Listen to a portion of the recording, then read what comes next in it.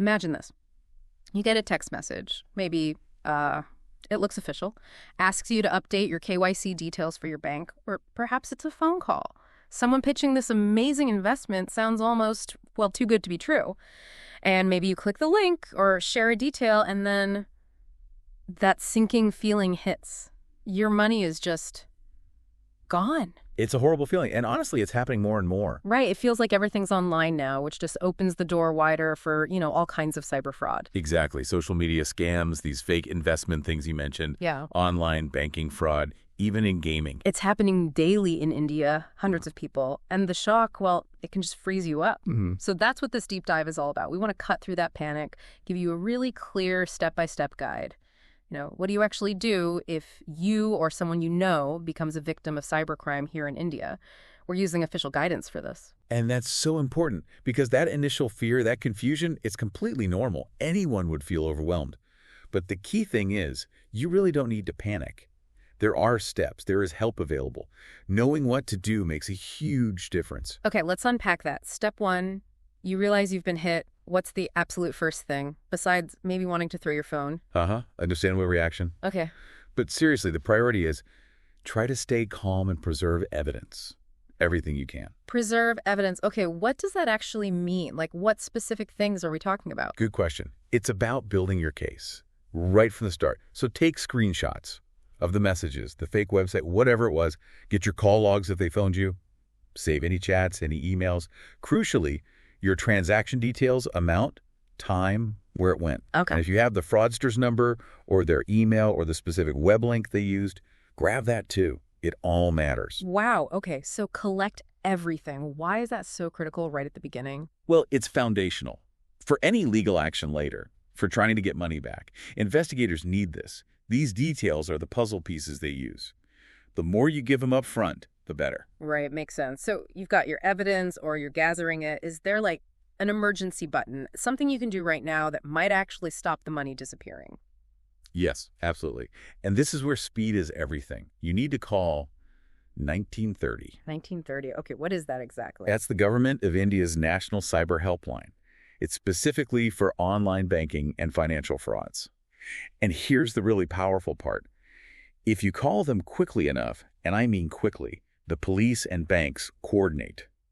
They can try to freeze or even recover the funds. Whoa, okay. How does that work so fast? It's a system designed for speed.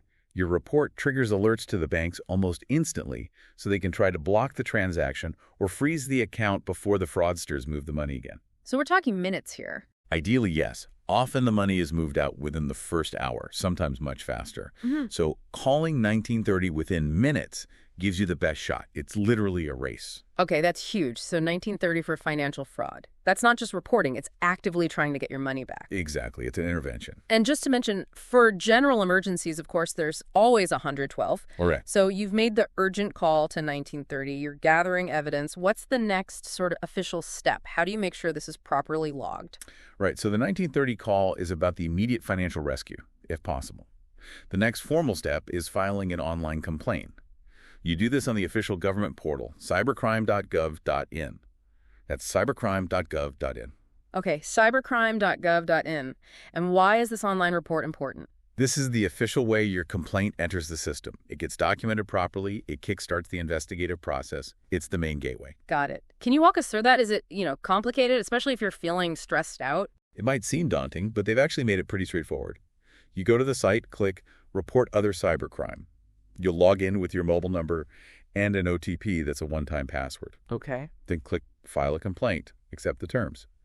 Then you fill in the details of what happened, and this is where you upload all that evidence. You gather the screenshots, transaction info, etc. Okay, so that's why collecting it first is key. Exactly. Once you submit, you get a reference number. Hold on to that. Reference number, check. Are there different paths for different types of crime on there? Yes. If it specifically involves women or children, there's a separate button for that.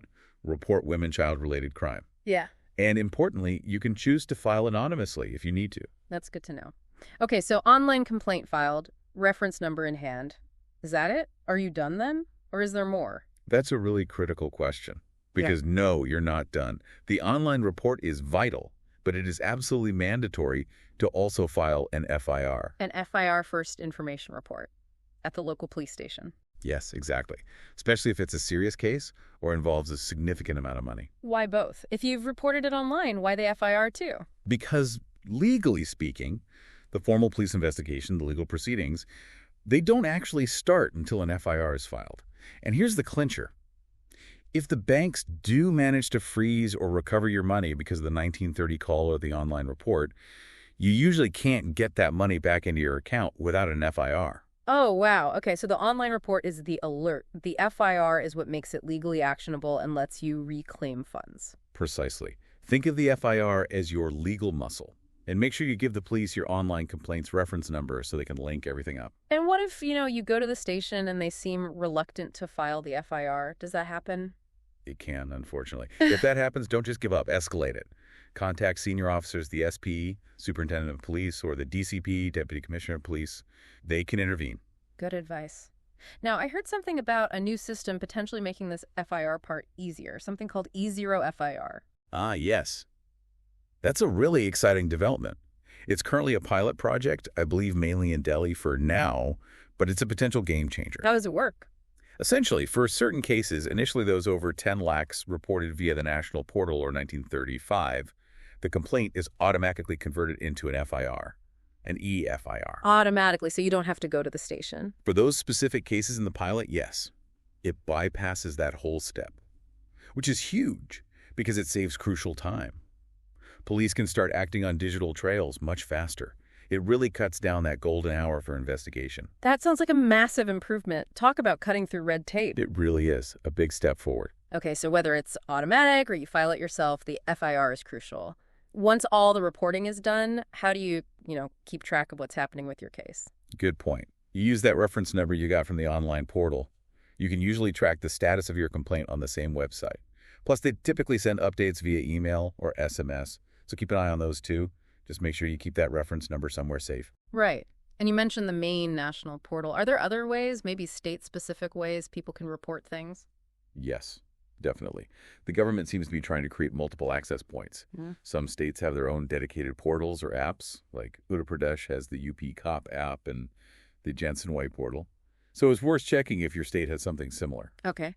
And also, for cases specifically involving women, besides the option on the main portal, there's a direct email, complaint-mwcd@gov.in. Plus, every state has cyber nodal officers, and their contact details are usually available online. So that's another potential avenue. It really sounds like there are options then, which is reassuring. Mm-hmm. So let's shift gears slightly. You've reported the crime. The process is underway. What about your safety, digitally speaking, after an incident like this? What practical steps should you take immediately? Oh, this is absolutely critical. It's not just about the current incident. It's about shoring up your defenses for the future, rebuilding your digital security. Makes sense. Yeah. So what are the key actions? First, change your passwords. Yeah. Not just one, but all your important ones. Banking, email, social media, everything's sensitive. All of them. Okay. Yes. Second, contact your bank directly. Tell them what happened. Block any cards that might have been compromised. Right. Third, run a thorough antivirus or anti-malware scan on your phone, your laptop, any device involved or connected to your accounts. Make sure there's nothing nasty left behind. Good idea. Anything else? Yes, and this is probably the single most important thing you can do, beyond just changing passwords.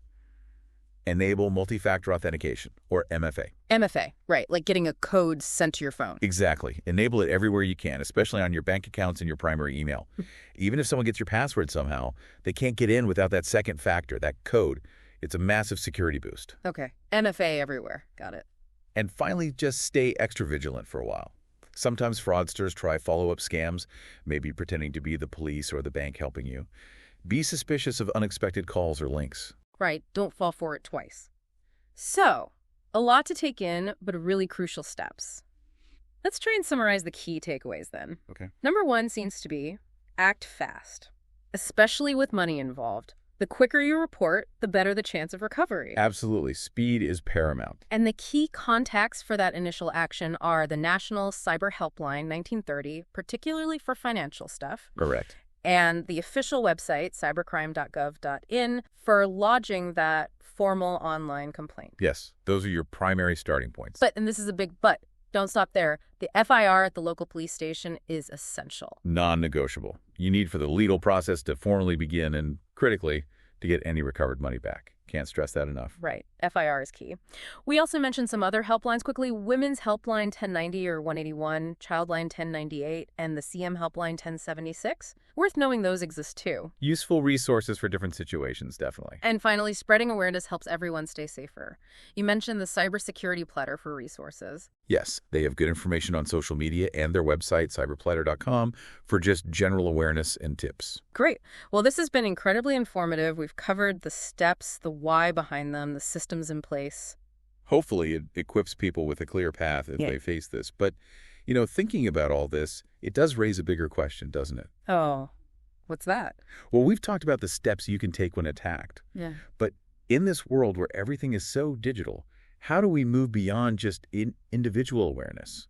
How does this knowledge become more like a community shield, protecting each other? That's a really interesting thought. How does personal vigilance scale up to collective defense against these kinds of threats? Definitely something to mull over. Indeed. Well, thank you so much for breaking all of this down for us. And thank you for tuning in and engaging with this deep dive. We hope it was helpful. Until next time, stay safe out there and keep diving deep.